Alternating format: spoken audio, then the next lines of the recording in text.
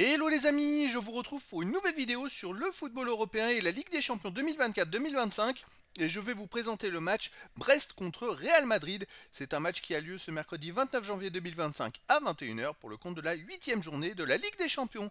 Alors Brest, c'est le 13e du classement qui reçoit le Real Madrid, le 16e. Dans cette vidéo, on va revenir sur le classement et les statistiques de ces deux équipes en Ligue des Champions. On verra également les résultats de ces deux équipes dans cette compétition, puis le classement des meilleurs marqueurs et des meilleurs passeurs de la Ligue des Champions 2024-2025. On enchaînera par les 10 derniers résultats, toutes compétitions confondues, les stats de Brest et du Real Madrid, et on terminera par les compositions d'équipes et tactiques éventuelles, ce qui nous permettra d'avoir une idée et une tendance à cette rencontre. Alors pour ceux qui souhaitent voir ce match à la télé, sachez que vous pouvez le voir sur Canal+ Sport 360.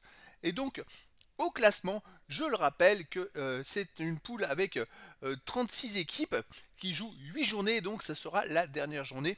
Les 8 premiers seront qualifiés pour les 8e de finale. De la 9e à la 24e place, les équipes joueront des 16e de finale ou barrage, et au-delà, les équipes seront éliminées. Donc pour l'instant, Brest est 13e avec 13 points en 7 matchs, 4 victoires, 1 nul, 2 défaites, 10 buts marqués, 8 buts encaissés, plus de différence de but. Brest est ex-aequo avec le 8e qualifié, et donc ils peuvent aspirer à une place dans les 8, mais il faudra faire un très bon résultat contre le Real Madrid, mais c'est possible.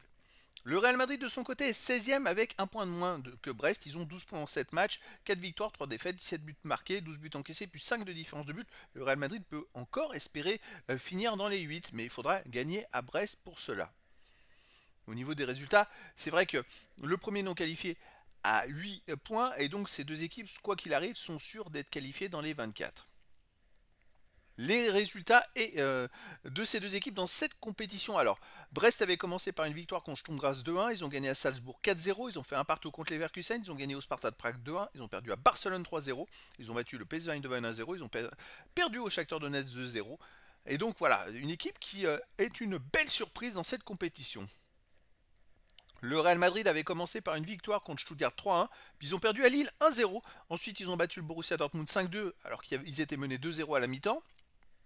Ils ont perdu ensuite 3-1 à domicile contre l'AC Milan, ils ont perdu à Liverpool 2-0. Ils ont gagné à l'Atalanta de Bergame 3-2 et ils ont battu Salzbourg 5-1. Ils terminent très très fort cette campagne de Ligue des Champions. Au niveau des meilleurs marqueurs pour le Real Madrid, il y a Vinicius Junior qui est ex-aequo 3e avec 7 buts en 6 matchs. Et puis sinon, il n'y a pas d'autres joueurs des deux équipes dans les 18 premiers pour l'instant. Et pour les meilleurs passeurs, il n'y a aucun joueur des deux équipes dans les 18 meilleurs passeurs de cette Ligue des Champions 2024-2025 pour l'instant.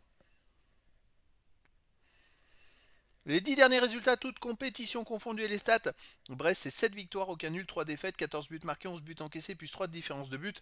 Brest reste quand même sur des bons résultats dernièrement. C'est vrai que ils ont perdu effectivement au Shakhtar Donetsk, mais ils ont gagné les 4 autres matchs autour de ce match. Avant, ils avaient perdu à Angers, avant, ils avaient fait 3 victoires de suite. Ça va quand même beaucoup mieux depuis début décembre.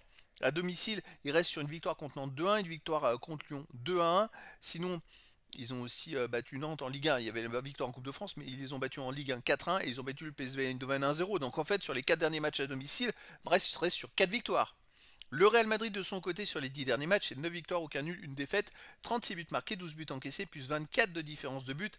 La seule défaite, c'était contre Barcelone en finale de la Super Coupe d'Espagne où ils ont explosé, ils ont perdu 5-2. Mais sinon, voilà, ils enchaînent les matchs en marquant beaucoup de buts. C'est une équipe vraiment très très forte. À l'extérieur, ils viennent de gagner ce week-end au Real Valladolid 3 buts à 0, un triplé de Mbappé, son premier avec le Real. Sinon, avant, ils ont gagné 5-0 à Deportiva Minera, ils ont gagné 2-1 à Valence.